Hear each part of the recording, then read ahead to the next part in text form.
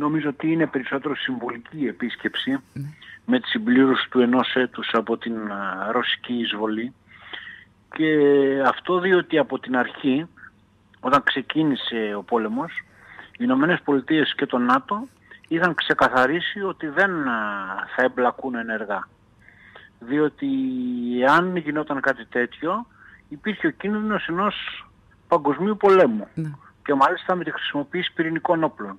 Και γι' αυτό, όπως έχουμε δει τουλάχιστον μέχρι τώρα, έχει αποφύγει το ΝΑΤΟ να αποστείλει νατοικές δυνάμεις ή να πει ότι ενεργά εμπλέκεται στον πόλεμο στην Ουκρανία, αλλά αρκείται στο να στέλνει οπλικά συστήματα ή ενδεχομένως και μισθοφόροι οι οποίοι μπορεί να πηγαίνουν εκεί χωρίς να το γνωρίζουν, έτσι. Νομίζω ότι αυτό που θέλει αυτή τη στιγμή και αυτό που περιμένει ή μπορεί να περιμένει είναι μόνο η αποστολή οπλικών συστημάτων, σύγχρονων οπλικών συστημάτων, τα οποία όμως ουσιαστικά δεν μπορούν να αλλάξουν το αποτέλεσμα.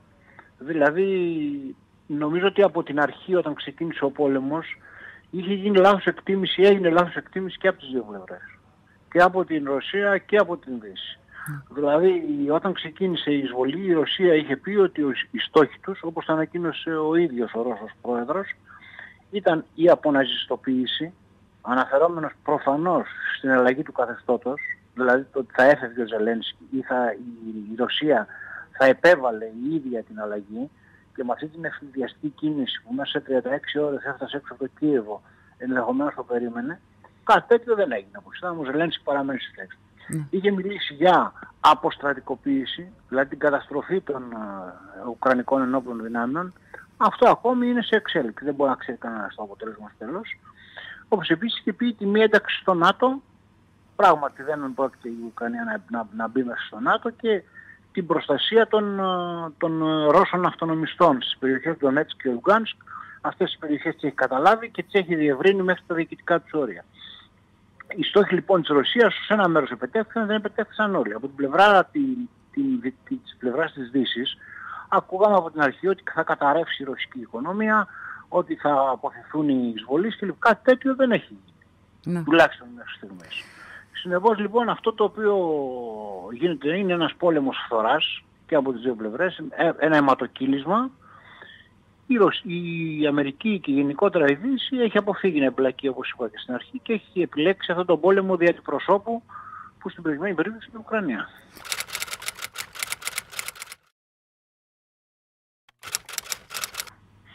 Ναι, κοιτάξτε, θα το τελειώσει ο κ. Πούτιν, γιατί εάν αποφασίσει, νομίζω όμως ότι δεν είναι μόνο ο κ. Πούτιν, είναι ο κ. Ζελένσκι. Δηλαδή, είναι πολύ δύσκολο η Ουκρανία να αποδεχθεί τον εδαφικό της ακροτηριασμό. Διότι περί αυτού μιλάμε. Δεν έχασε μόνο τις περιοχές που ήταν σε ένα καθεστώς αυτόνομο, όπως ήταν το Ντονέτσκ και το Λουγκάνσκ, σε μικρότερη έκταση από ό,τι έχουν καταλάβει τώρα οι Ρώσοι, αλλά έχει χάσει και εδάφη κι άλλα η Ουκρανία. Πώς μπορεί να αποδεχθεί λοιπόν ότι αυτά τα έχασε? Έχασε την Κριμαία από το 2014 και έχει η Αζωφική θάλασσα, έχει γίνει μια λίμνη, η ρωσική λίμνη. Αν μπορεί να γίνει αποδεκτό αυτό από την Ουκρανική πλευρά, νομίζω ότι μπορεί να καταλήξουν σε συμφωνία, αλλά πάρα πολύ δύσκολα.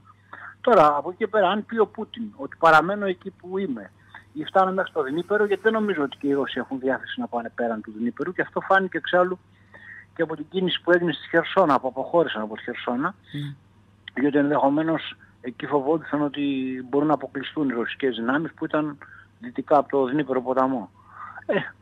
Είναι πολύ δύσκολο όμως να κάνει προβλέψεις. Όταν είχε ξεκινήσει ο πόλεμος, κανένας δεν περίμενε ότι μπορεί να γίνει επί ευρωπαϊκού εδάφους ένας τέτοιος πόλεμος και να κρατάει τόσους μήνες. Και όμως έγινε, έτσι.